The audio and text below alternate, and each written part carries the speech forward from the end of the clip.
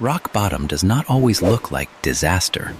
Sometimes it looks like a quiet room, a tired face in the window's reflection, and the sinking realization that you can no longer keep living the way you have been living. That was where Dewey found himself. And in one small evening filled with fading golden light, he learned that the lowest point in your life can also become the first place where you stop pretending and start telling the truth. Dewey had spent months running on momentum. From the outside, everything still looked mostly intact. He woke up, answered people, did what had to be done, moved through familiar routines. Nothing in his life had exploded. No dramatic crisis had forced him to stop. But inside, he was worn thin. He had been postponing rest, postponing reflection, postponing honesty. Every time discomfort rose to the surface, he buried it under distraction or urgency. He told himself that once he got through this week, or this month, or this stretch of pressure, he would slow down. But slowing down never came. Instead, he reached a point where even small tasks felt heavy. The room felt stale. His own thoughts felt crowded. And one evening, when he looked at the mess on his desk and the exhaustion in his hands, something inside him finally admitted what his pride had resisted for too long. He could not keep going like this.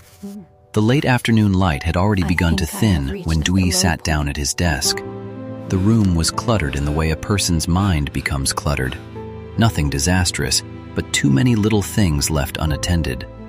Loose papers, cups not yet cleared, a shirt hanging over the chair, a notebook lying closed as if it had also been avoided. He opened it slowly. For a while, he only stared at the page. Then he wrote, "I think I have reached a low point." He had never written something so direct before. Even seeing the sentence there made his chest tighten. A part of him wanted to cross it out, soften it, make it sound less serious. But another part, the tired, honest part, knew that this was the first real sentence he had given himself in a long time. So he continued, "I am not taking care of myself. I keep pretending one more push will fix everything. I am embarrassed by how far I've drifted. I don't feel like myself anymore. I am tired of avoiding the truth." The room was silent except for the faint noise of traffic far outside. Rock bottom, he realized, was not only about pain, it was about the collapse of pretending. There comes a point when your old explanations no longer comfort you, when your usual distractions stop working, when your body and mind quietly say, "Enough." And perhaps that is a form of mercy.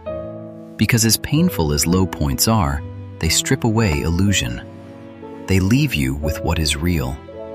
Dewey turned to the next page and wrote, "If this is the bottom, what is true here? I cannot continue like this. I do not need to solve everything tonight. I need to clear one corner. I need water.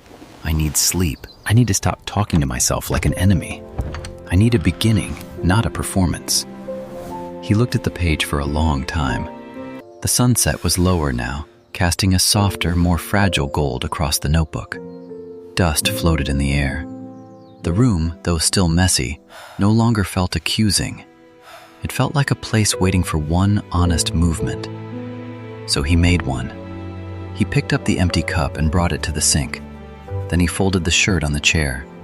Then he opened the window a little wider and let cooler evening air enter the room. Each action was tiny, but each one carried the same message. I am still here. And because I am still here, I can begin from here. That was the strange gift of rock bottom. Once the illusion is gone, the next step becomes simpler.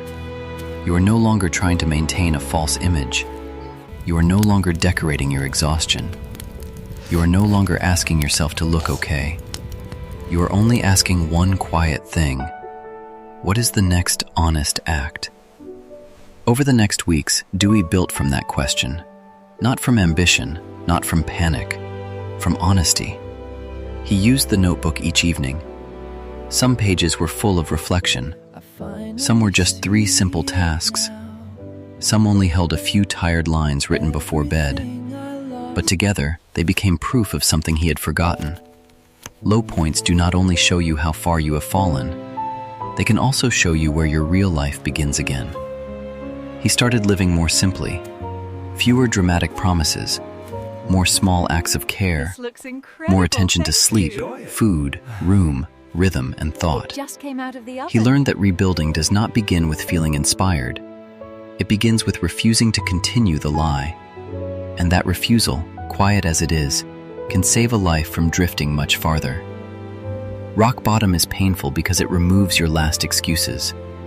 It leaves you alone with the truth of how things have been, how tired you are, how much you have ignored, how deeply you need a more honest way of living. But the bottom also offers something the higher ground often does not: clarity.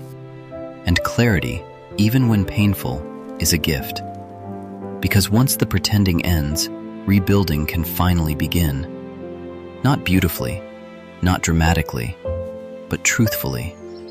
Sometimes your lowest point is not the place where life ends. It is the place where performance ends. And that may be the beginning you needed most. If this story spoke to you, comment, "I can begin from here." Subscribe for more warm, honest life stories about quiet rebuilding.